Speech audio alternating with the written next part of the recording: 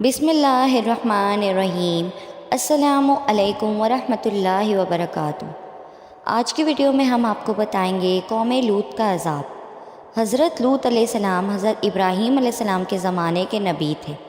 آپ ابراہیم علیہ السلام کے بھتیجے تھے۔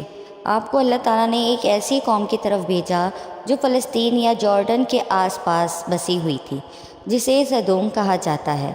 یہ سرزمین سرسبز اور شاداب تھی، اور یہاں پر ہر طرح کے اناج اور پھل کی کثرت تھی۔ اس قوم میں اللہ تعالیٰ نے حضرت لوط علیہ السلام کو نبی بنا کر بھیجا۔ اس قوم میں اس وقت ایسی برائیاں پائی جاتی تھیں جو ان سے پہلے دنیا کے کسی بھی قوم میں نہیں پائی گئیں۔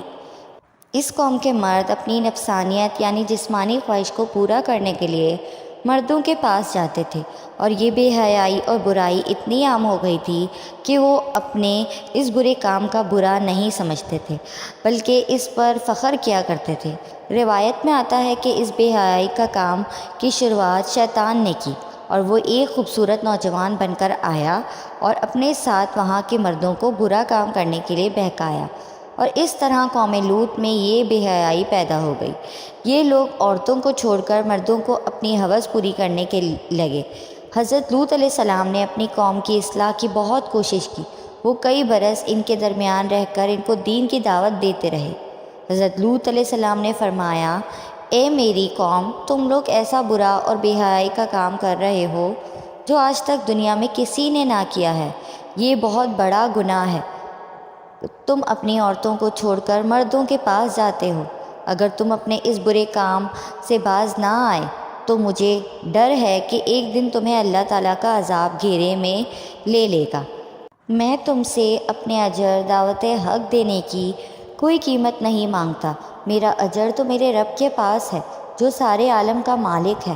اس پر ان کی قوم کے جو دولت مند امیر سردار تھے، انہوں نے کہا، ہمیں نصیحت مت کرو، بڑے پاک صاف بنتے ہو، اگر تم نے نصیحت دینا بند نہ کیا تو ہم تمہیں شہر سے باہر نکال دیں گے۔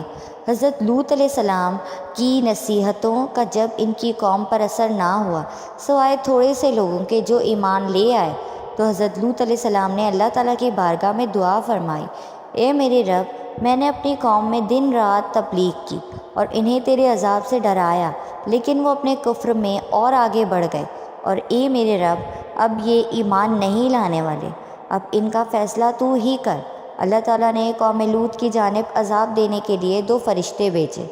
دونوں فرشتے جب نازل ہوئے تو پہلے حضرت ابراہیم علیہ السلام کے پاس پہنچے، پھر وہ فرشتے شام ہونے سے پہلے حضرت لوط علیہ السلام کے پاس 2 کم سن خوبصورت نوجوان کی شکل میں مہمان بن کر پہنچے۔ حضرت لوط علیہ السلام کو اپنی قوم کے لوگوں کی خباثت کا پتہ تھا، اس لیے جب انہوں نے اپنے کم سن خوبصورت نوجوان مہمانوں کو دیکھا تو غمگین ہو گئے اور دل ہی دل میں گھڑنے لگے اور کہنے لگے کہ آج کا دن بڑی مصیبت کا دن ہے۔ انہیں ان کی فکر لاحق ہوئی کہ کہیں ان کی قوم کے لوگ ان کے مہمانوں کے ساتھ کوئی برا کام نہ کریں، اس لیے وہ جلدی سے اپنے مہمانوں کو اپنے گھر کے اندر لے گئے۔ لیکن ان کی بیوی دوڑتی ہوئی گئی اور اپنی قوم کے امیر سرداروں اور بدکاروں کو اپنے گھر میں آئے ہوئے مہمانوں کی خبر دے دی۔ قوم کے بدکار لوگ حضرت لوط علیہ السلام کے گھر آ پہنچے، اور انہوں نے حضرت لوط علیہ السلام سے کہا، ان لڑکوں کو ہمارے حوالے کر دو۔ حضرت لوط علیہ السلام نے کہا، یہ میرے مہمان ہیں، میں ان کو ہرگز تم لوگوں کے حوالے نہیں کروں گا۔ تمہیں اللہ تعالیٰ کا واسطہ ہے، میرے مہمانوں کے سامنے مجھے ذلیل اور رسوا نہ کرو۔ کیا تم میں سے کوئی بھی بھلا آدمی نہیں؟ اور قوم کی عورتوں کی طرف اشارہ کرتے ہوئے کہا، یہ میری بیٹیاں یا قوم کی بیٹیاں ہیں، تم ان سے نکاح کر لو اور اپنی نفسانیت کو پورا کر لو۔ لیکن ان کی قوم کے لوگ نہیں مانے اور کہا، تم اچھی طرح جانتے ہو کہ ہم کیا چاہتے ہیں، ہم تمہیں کل صبح تک کی مہلت دیتے ہیں، کل صبح کے بعد تم ہمیں روک نہ پاؤ گے۔ یہ کہہ کر وہ لوگ چلے گئے۔ اپنی بے بسی پر حضرت لوط علیہ السلام کی آنکھوں میں آنسو آ گئے۔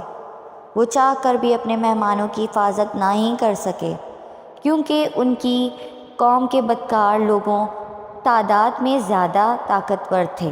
حضرت لوط علیہ السلام نے کہا، اے کاش مجھ میں تم سے مقابلے کی قوت ہوتی۔ تب فرشتوں نے کہا، ہم عذاب کے فرشتے ہیں۔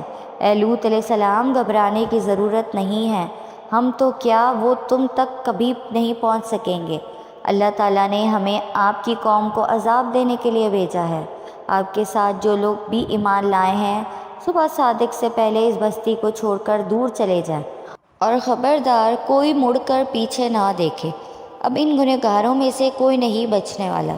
حضرت لوط علیہ السلام اور جو لوگ ان کے ساتھ ایمان لائے تھے صبح صادق ہونے سے پہلے بستی چھوڑ کر دور جا چکے تھے۔ صرف حضرت لوط علیہ السلام کی بیوی پیچھے رہ گئی کیونکہ وہ بھی کافر تھی۔ فرشتوں نے زمین کو جڑ سے اکھاڑ کر پلٹ دیا اور کئی کلومیٹر تقریباً 40 کلومیٹر تک زمین میں دھسا دیا، پھر ان پر پتھر اور تیزاب کی بارش کی۔ اس طرح ان گناہ گاروں کا نام و نشان مٹا دیا گیا اور کوئی بھی نہ بچ سکا۔ جس جگہ قوم لوط کو عذاب ہوا وہ جگہ آج بھی موجود ہے، اسے ڈیڈ سی کے نام سے جانا جاتا ہے۔ اس پر جو عذاب ہوا اس کی وجہ سے اس سمندر میں مچھلی تو کیا کوئی کیڑا مکوڑا بھی نہیں پیدا ہوا، اور اس کا پانی اتنا نمکین ہے کہ اس کو منہ سے لگا لوں تو الٹی ہو جائے۔ اللہ تعالیٰ ہم سب کو ایسے برے کاموں سے بچائے، آمین ثم آمین۔ آپ کو میری ویڈیو پسند آئی ہو تو لائک، کمنٹ اور شیئر کریں، اور میرے چینل اصفیہ یوسف کو سبسکرائب کریں۔ جزاک اللہ۔